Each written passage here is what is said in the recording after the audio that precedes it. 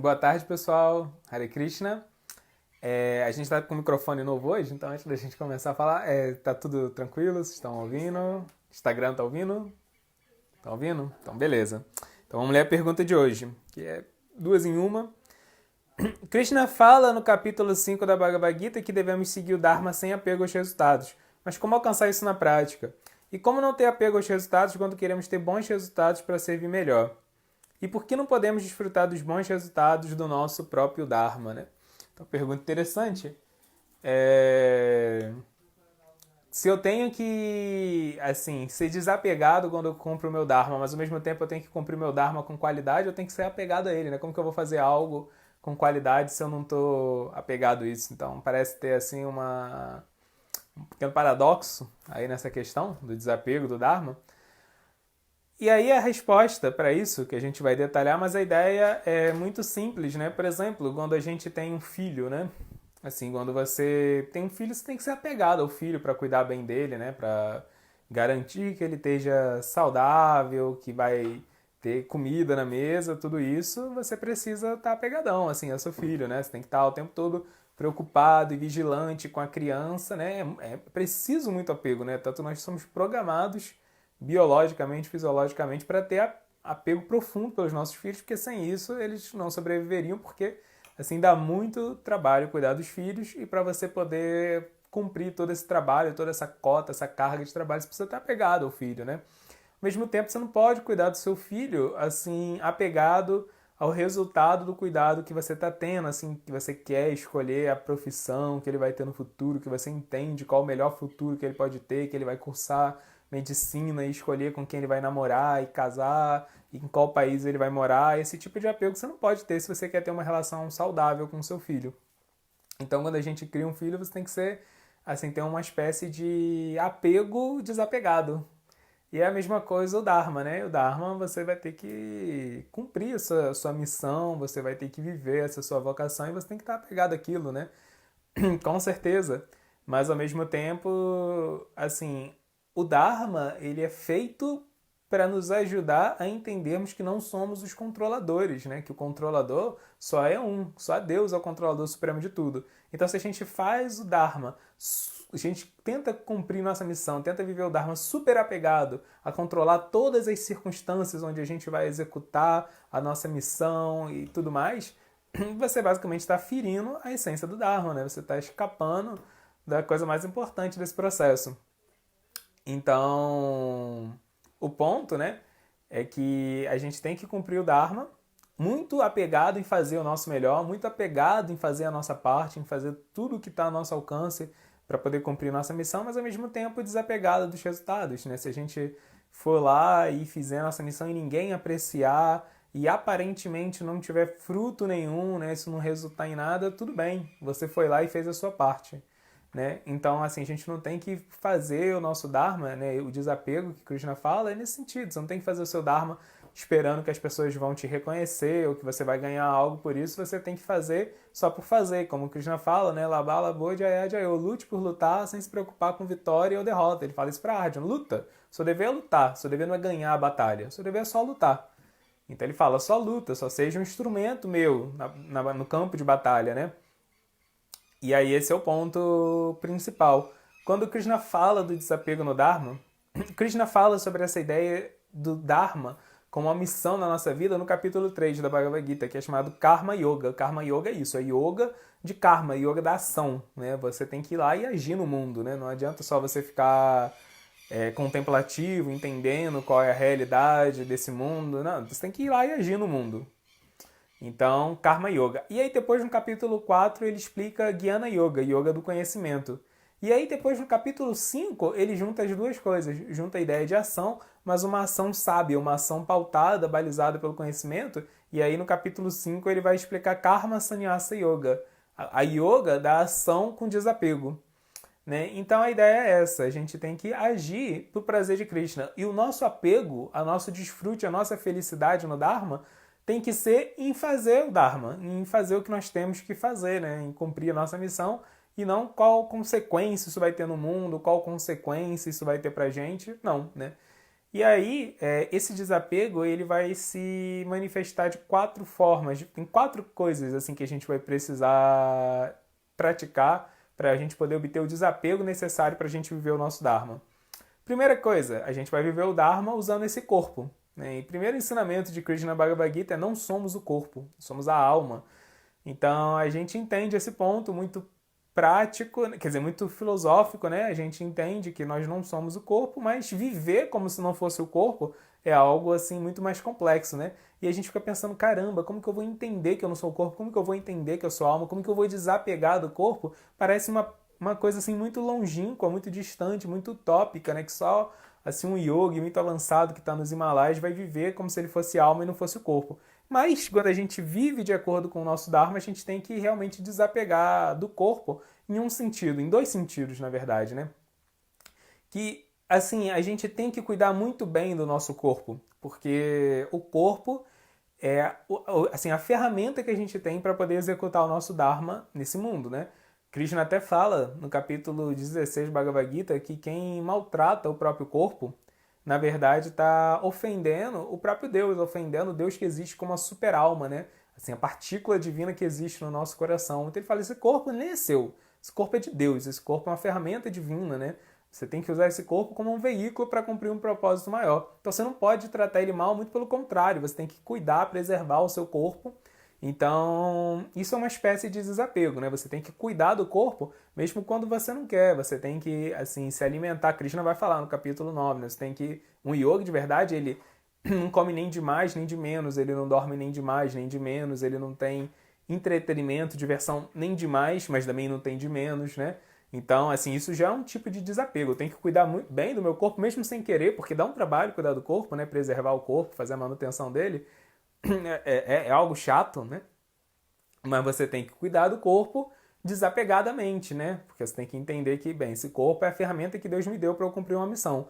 Mas, ao mesmo tempo, a gente sabe que a gente tem alguns momentos que a gente vai ter que renunciar ao corpo para poder cumprir o nosso Dharma, né? Então vai ter aquele momento que você vai ter que dormir de menos, assim, para poder cumprir o seu Dharma. Você vai ter que virar uma noite, tem um prazo, um deadline chegando, ou então para ajudar uma pessoa que está com um problema, se você tem que levar alguém assim no médico que está passando mal, você vai ter que ir lá e vai ter que virar a madrugada para cumprir o nosso Dharma, mas tem horas que a gente também tem que sacrificar o corpo, né?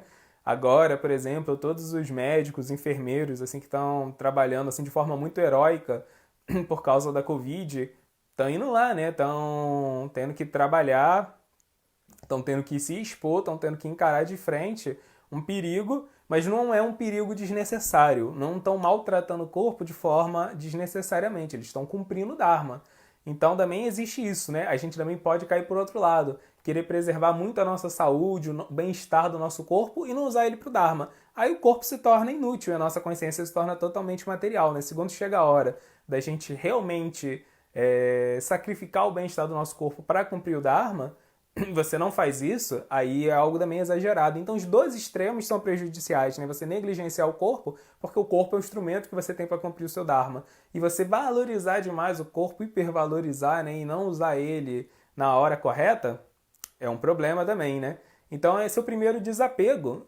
Desapego do corpo, usando o corpo como uma ferramenta de trabalho, né? Se você tem um computador, por exemplo, as ferramentas suas de trabalho, assim, quando der a hora de usar o computador, você tem que usar, né? Assim, você não pode deixar o computador guardado na caixa e falar, não, não vou usar, porque usar o computador vai desgastar ele, toda vez que eu baixo algum programa, toda vez que eu salvo algo no computador, assim, eu tô consumindo a memória dele, você não vai poder fazer isso, né? Você tem que usar o computador, senão não faz sentido nenhum você ter ele. E ao mesmo tempo, também não faz sentido você ter o computador e usar ele de forma desleixada, né? Não passar o antivírus, não tomar os cuidados necessários, né? Então, a mesma coisa o corpo. Quando a gente usa o corpo para o Dharma, a gente vai cuidar dele na hora de cuidar e vai, assim, abrir mão do zelo por ele na hora que isso for prático para o Dharma. E aí, quando a gente vê, a gente já está na prática implementando essa lição que Krishna deu de que não somos o corpo. O corpo agora não sou eu, o corpo é minha ferramenta de trabalho. Eu já passo a ver o corpo com um certo distanciamento muito objetivo, muito prático, né? Agora eu sei que o corpo é algo separado de mim que eu tenho que cuidar e tenho que usar porque ele é uma arma, uma ferramenta, um instrumento para eu cumprir minha missão. Então esse é um tipo de desapego, né? O segundo tipo de desapego que a gente vai ter que desenvolver é o desapego mais ligado à mente, às emoções, porque a mente ela vive o tempo todo oscilando em dois eixos, né? Que é gosto, não gosto, quero, não quero. A mente ela tem desejos, assim, tem, né? Preferências. E aí a mente vai fazer de tudo para o tempo todo estar conseguindo extrair prazer, felicidade daquilo que ela gosta e o tempo todo lutando para evitar aquela circunstância que é desagradável para ela, mas quando você cumprir o seu Dharma, você vai ter que passar por muitas situações desagradáveis, mesmo que você esteja vivendo sua missão, vivendo sua vocação, fazendo aquilo que você gosta, a vida não vai virar um mar de rosa, vai ter um monte de situação problemática que você vai ter que tolerar. Assim, eu tenho que tolerar, eu tenho que fazer o que tem que ser feito, né? Então, Dharma significa isso, vou fazer o que precisa ser feito, né? Então, por exemplo, se o seu Dharma está ligado a escrever, ser um escritor, sim, tudo bem, vai ser muito prazeroso sentar, escrever, a não ser quando você tiver um bloqueio criativo, todo o resto do tempo vai ser algo incrível, né? Quando você estiver inspirado. Mas assim, depois que você escrever, assim o livro vai ter que passar pela mão de um editor, né? Você precisa fazer isso para sua mensagem ser propagada, para você cumprir o propósito assim, do seu Dharma. E aí o editor vai sair rabiscando seu texto todo, né? E aí você não vai gostar disso, mas é um inconveniente assim que você vai ter que fazer, que você vai ter que passar, né? Então o nome disso é tapácia. Tapácia significa austeridade, ter essa objetividade na vida, de que o que é bom eu vou fazer, mesmo que não seja agradável. E o que não é bom, o que é desfavorável, eu não vou fazer, mesmo que seja muito prazeroso, eu não vou fazer, né? Então fala que, assim, as escrituras védicas falam que o primeiro semideus, assim, um semideus que criou esse universo onde nós habitamos, Brahma, ele nasceu e quando ele nasceu ele se viu sozinho, ele se viu envolto em trevas, escuridão, não tinha nada, só tinha ele. E aí ele ficou tentando filosofar para poder descobrir o que era a existência, o que era a realidade, de onde ele veio, para onde ele ia, o que ele deveria fazer. Ele não sabia de nada. E não tinha nenhum lugar para ele pegar informação, era só ele sozinho no meio do nada, né? E aí ele ouve duas sílabas, né? Tapa, tapa. Ele começa a ouvir essas vibrações assim, falando tapa, ele medita nessa palavra tapa e entende. Tapa significa austeridade, né? Que significa que eu tenho que ser objetivo, tenho que fazer o que precisa ser feito, né? E aí Brahma meditou, meditou, meditou e assim fez essa tapa, fez essa austeridade e ele ganhou o poder, né? Fala que daí ele ganha diretamente de Krishna, diretamente de Deus, o poder para poder cumprir o Dharma dele. E qual era o Dharma dele? Criar o universo inteiro onde nós estamos, com todas essas diversidades de galáxias e constelações e sistemas solares e planetas. Ele criou tudo isso a partir de tapa, a partir de austeridade, né? Entendendo que ele deveria fazer o que precisava ser feito. Então, já que esse universo inteiro foi criado da austeridade de Brahma, né? Brahma precisou fazer austeridade para criar esse universo, tudo aquilo que a gente faz no universo é como se fosse uma subcriação de Brahma, né? Brahma criou o universo total e a gente vai fazer coisas dentro desse universo. Então, se Brahma precisou fazer austeridade para criar o universo, qualquer coisa que a gente vai precisar fazer aqui para dar certo, vai precisar de austeridade, vai precisar desse vigor, dessa disposição assim mental de encarar todas as dificuldades de frente, né? E assim ser tolerante, ser perseverante, ser insistente, não desistir da sua missão só porque você está fazendo algo que é desagradável, só porque você está se deparando com um fracasso em algumas circunstâncias, você tem que levantar e tentar de novo, né? Se mesmo Brahma, que é o semideus original, para cumprir o Dharma dele, ele precisou fazer austeridade, o que dizer a gente, né? Então, assim, não existe Dharma sem austeridade. Isso é, assim, fundamental, né? E aí Krishna fala no capítulo 6 da Bhagavad Gita sobre meditação, sobre controle da mente. Ele vai falar no capítulo 6 da Bhagavad Gita que a mente, ela pode ser nossa melhor amiga ou ela pode ser nossa pior inimiga, depende da forma com a qual a gente lidar com ela. Mas ele fala que você tem que controlar sua mente, que você só vai ter uma vida espiritual sustentável, na verdade você só vai ter uma vida saudável nesse mundo se você tiver controlado a mente. E aí, de novo, parece assim que controlar a mente é uma coisa tão difícil, tão longe, que a gente só vai ler assim num livro que teve alguém que controlou, um grande yogi que controlou a mente, ou então a gente vai ver Prabhupada, esses exemplos assim brilhantes, vai falar, nossa, isso é tão longe da minha realidade, como que eu faço para fazer isso na prática? Na prática, faz o seu Dharma. Só por fazer o seu Dharma você já vai estar treinando a sua mente, né? Porque é um exercício incrível, né? Quando você tiver um problema, você não pode desistir só porque essa é a sua missão na vida, né? Você não pode, assim, nunca se acomodar, nunca pode entrar numa zona de conforto, ficar preso só ao que você gosta. Não, você tem que fazer o que deve ser feito. Isso é um outro tipo de desapego, segundo o desapego que existe no caminho do Dharma, né? Aí o terceiro tipo de desapego, também não é fácil, é o desapego da gente se desapegar daquelas coisas que existem na nossa personalidade que atrapalham, separam a gente do nosso Dharma, né? Que são um obstáculo. Então nós temos qualidades que são totalmente assim desfavoráveis, né, para o Dharma. Krishna fala no capítulo 16 do Bhagavad Gita que existem 6 tendências que todo mundo tem nesse mundo, mas que elas têm que ser combatidas, porque essas tendências elas afastam a pessoa do Dharma. Então essas tendências são ira, orgulho, rispidez, arrogância, presunção e ignorância. Né? Esses 6 defeitos eles existem em toda a alma que está habitando o mundo material e nós temos que usar a nossa inteligência para combater essas 6 imperfeições, né? E aí, assim, tem um momento que nós vamos falar, não, mas assim, para mim é muito difícil superar esse defeito, para mim é muito difícil superar essa imperfeição, assim, mas a gente vai precisar, né? Porque, por exemplo, se a gente for ríspido com as outras pessoas, se a gente não controlar essa tendência que nós temos, a gente vai afastar as outras pessoas. E sem a companhia de outras pessoas, sem a ajuda de outras pessoas, não tem como a gente cumprir o nosso Dharma, né? Como a gente já falou outras vezes, o Dharma ele só se completa em sadhusanga, só se completa com a associação, com a companhia de outras pessoas que estão vivendo o Dharma também, né? Então temos que, assim, cultivar essa tolerância para poder afastar a rispidez da gente, né? Não podemos ser orgulhosos, achar que temos mais qualidades do que temos, ou hipervalorizar nossas qualidades e não aceitar a ajuda dos outros, não buscar a ajuda dos outros quando necessário, né? Quando uma pessoa se ira, a ira ela é a combinação de toda a frustração, né?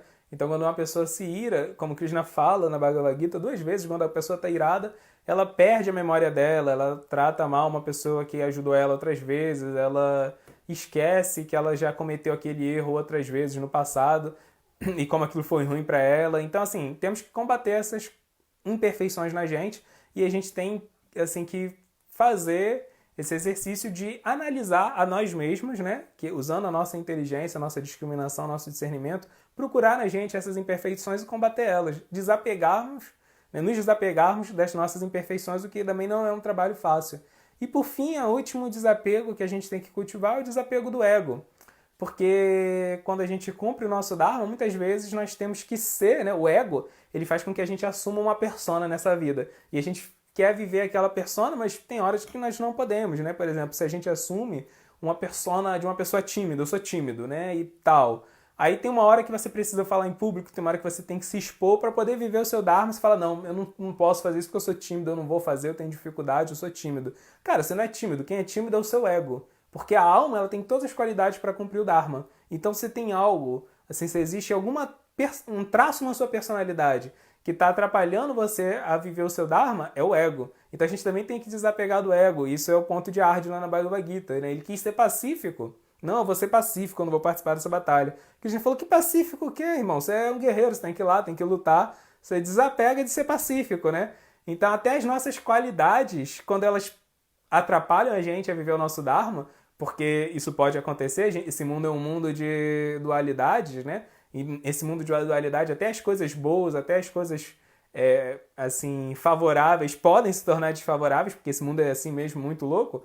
Então, quando isso acontecer, você tem que se desapegar do seu ego, né? Ah, eu sou assim, mas agora eu não sou assim, agora eu tenho que ser assado, né? Tenho que ir lá e cumprir meu Dharma, né? Então, se existe algo que tá... Eu não sou uma pessoa aventureira, isso aí... Não, mas se para fazer o seu Dharma você vai ter que viajar, se expor a situações novas, você não gosta disso, mas, assim, beleza, você vai ter que desapegar, né? Então, todo esse desapego ele é preciso no processo do Dharma, né?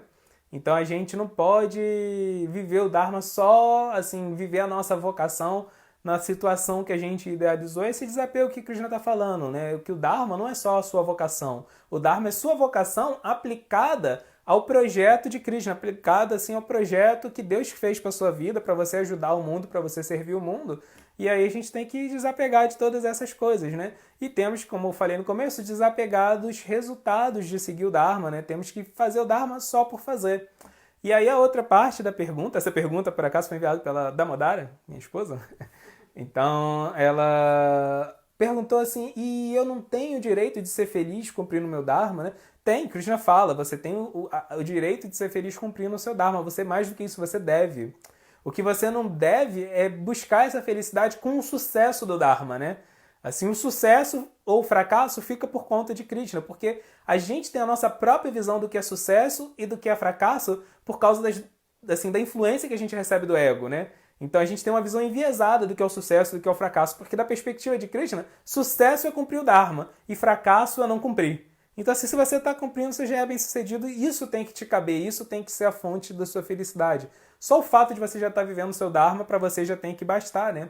E o Dharma, ele usa a nossa natureza material, usa a nossa natureza psicológica exatamente dessa forma, né? Porque a gente veio para esse mundo para aprender a não ser egoísta, para aprender a servir, porque servir é a natureza eterna da alma.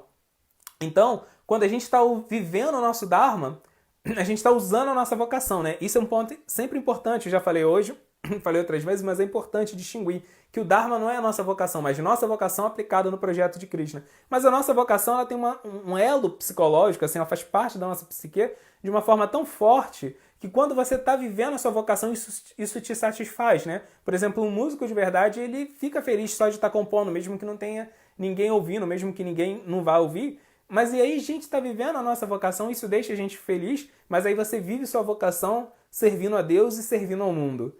E aí, com o tempo, o prazer de estar vivendo aquela vocação dentro do serviço, dentro da sua missão, faz com que você passe a se apegar e sentir prazer, não com o trabalho que você gosta, não com sua vocação, mas com a sua missão em si, com a ideia de servir a Deus e servir as outras almas, servir o próximo, servir o mundo. E aí, com o tempo, quando a gente amadurece, quando a gente se estabelece no Dharma, acontece esse despertar da nossa natureza espiritual, porque a gente passa a sentir prazer, sentir felicidade só em servir, independente disso ser a situação que a gente gostaria de servir ou não, independente de qualquer situação externa, né?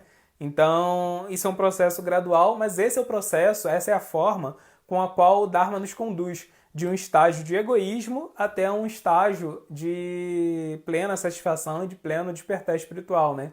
Então, essa é a ideia da felicidade. Temos sim que ser felizes, não é que assim podemos, não só podemos como devemos, porque a gente só faz algo de forma sustentável na nossa vida se a gente está sentindo prazer daquilo.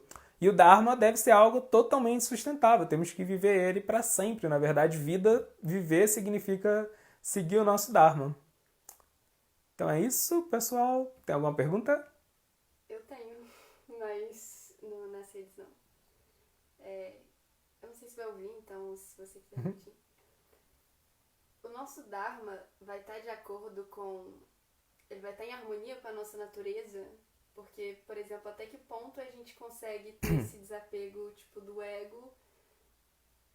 Como que a gente concilia isso com a nossa natureza? Porque existe um certo limite, né, de coisas que a gente não consegue transpor. A Lili Esveri perguntou se o Dharma ele vai estar totalmente de acordo assim, com a nossa natureza, né?